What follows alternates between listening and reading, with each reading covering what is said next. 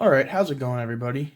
It is Connor R here with Angling North, back here for another episode of Lake Essentials. Today I'll teach you how to tie a local pattern called the Mallard Concord. It's a northern BC pattern. It was introduced to me while fishing Shane Lake in the Shane Bows video. I think it was after I had finished recording. This fly it was really effective for the guy that was using it. He gave one to me.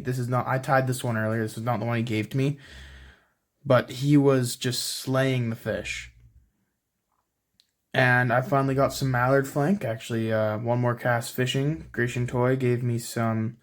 He was given a big box of fly tying materials, and it had some mallard flank in it, and he already had mallard flank, so he said I could have some. So shout out to Grecian Toy from One More Cast Fishing for letting me have some, and same with the hooks that I'll be using today, which are actually these are old hooks. I don't know if you can even buy these anymore. These are Mustad Viking hooks in size 10, sold in a little box. And that's what I will be using to tie this pattern on. And there that one goes out of the vise. I found it. Anyways, so to start, hook and bead. As per usual, you can use a glass bead, just a white bead like I have here. Oh, those are strong hooks. The very first thing you're going to do, you need 2 colors of thread for this pattern, or just one. If you're using 2 colors like I will be, I'm using a gray-brown. Any color that matches your mallard flank will work. Or white, I think the original was tied in. And red for that little highlight there, right by the head. Little red highlight. So first, I'm going to tie in my thread at near the bead, or right behind the bead. I'm going to cut off my excess. Then I'm going to tie all the way back. And you will need to use multiple pieces of mallard flank for this pattern. Wood duck is a good color, but you can tie really any color with this. You're just going to want to grab the tip of one, or you could grab pieces, and this is for the tail. So this one's got a bit of a thicker tail. This fly imitates all kinds of stuff, leeches, mayflies even, just a bit of everything. Chironomids. The original tire is not sure what it actually imitates to the fish. So you're going to tie in your first section. Make sure it's tied in all the way. And you're going to tie up a little bit. And you just do it in sections. So you're going to tie up a little bit. And I actually need to grab another feather. So just give me a moment for that. I need to find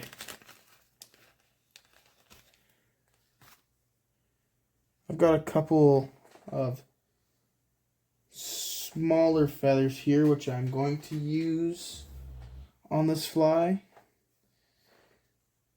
There's other bigger ones, but I'm not really digging for those right now. So I'll use these few smaller ones.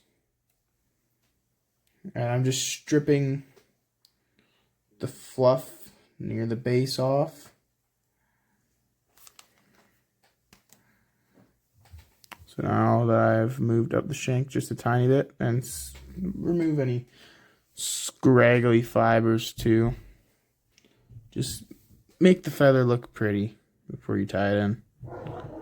You're going to gather it, and you're just going to tie it in right there.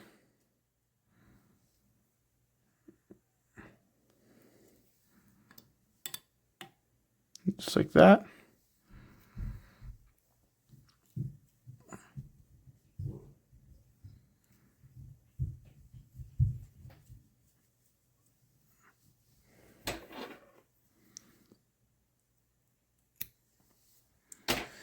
Then I have to strip more fluff off the next feather.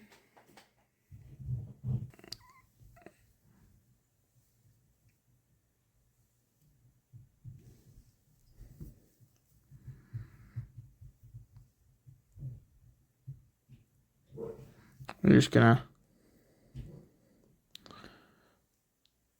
tie that in up here.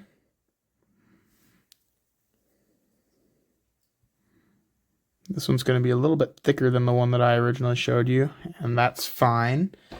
This fly, the nice thing about it is it can, just like leech flies, can be trolled, stripped under an indicator. The guy that originally showed me this pattern was stripping it. But you can strip it on a floating line, floating line with a sink tip leader, a sinking line, whatever you want really. And I'm going to need one more piece of mallard flank.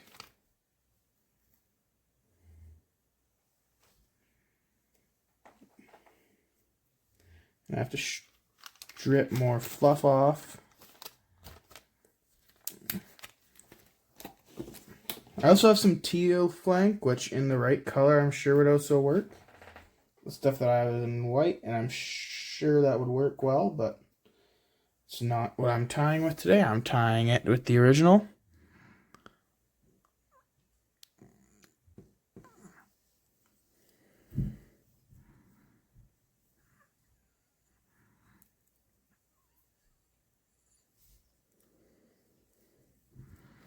And now that you have your last piece tied in, you want to cut that off.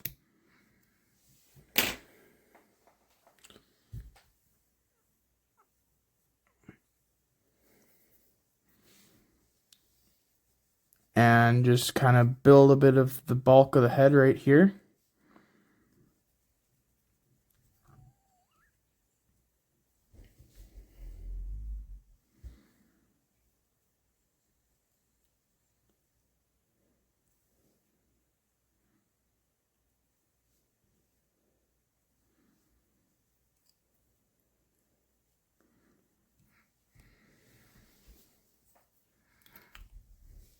And then just do a 3-turn whip finish.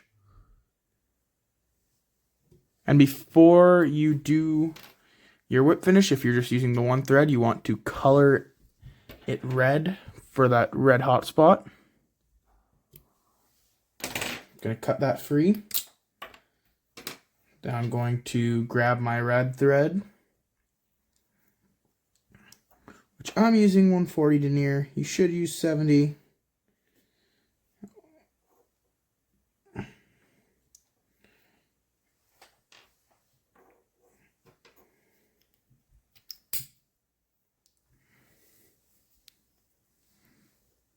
And you're just gonna give it just a good little spot like that. And then you could use whatever kind of finish you like. Any head cement, UV resin, whatever. I've used head cement. I'm going to use UV resin for this one, as I prefer the way it looks. So I'm just going to grab a little bit of UV resin. Just going to put the tiniest bit ever on there.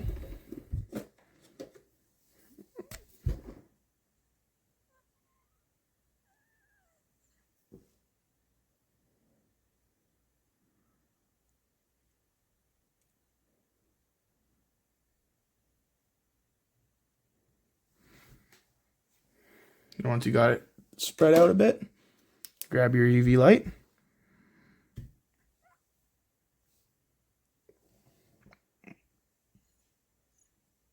And just get it all around.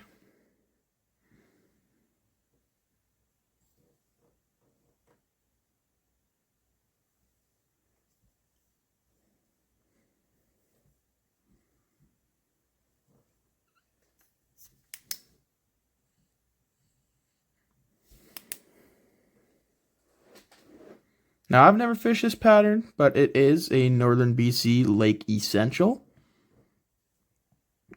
And I'm sure it'll work in any lake in BC. It works especially well for trout. And then I'm just gonna wet this here with a little bit of saliva. You can use, well, obviously if you want to see it wet, you can do whatever you want.